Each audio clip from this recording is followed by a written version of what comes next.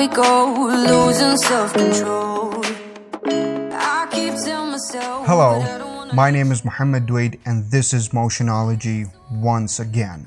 When somebody tells you to freeze, you should freeze because he might have a gun or something and you might get hurt.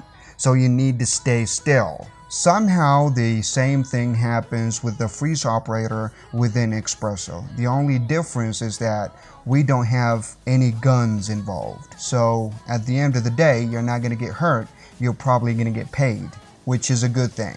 So let's see how's this freeze operator work within Xpresso. We do have an object here. It's a tube. Let me grab it and put it in Xpresso, and let me extract this rotation segments as an input, and okay, and then let me connect the output port of the freeze operator to that rotation segments.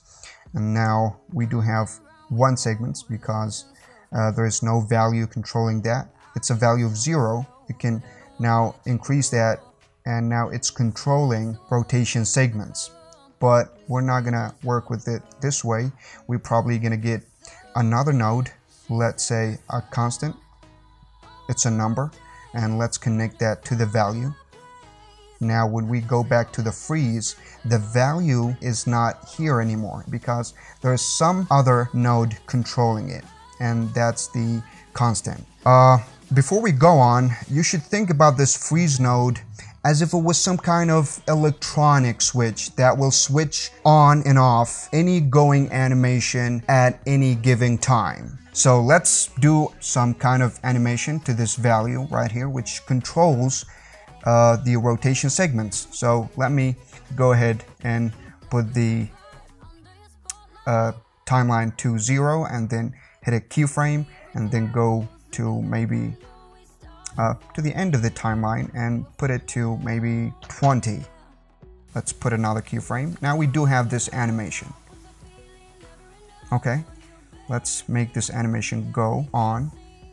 When we go to the freeze node, we do have this switch. Now this switch is the power of the freeze node. As soon as you click on this switch or turn it on, the animation will freeze in time. Okay, so 1, 2, 3, click.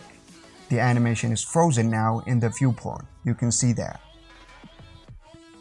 So this is simply it. This is simply what the freeze operator do. So we can plug into this switch any complex logical operation which will control the switching on and off. And or maybe we can plug in something really simple like a pool, a switch, for instance. I think this is it about the freeze node, and thank you so much for watching, and I'll see you next.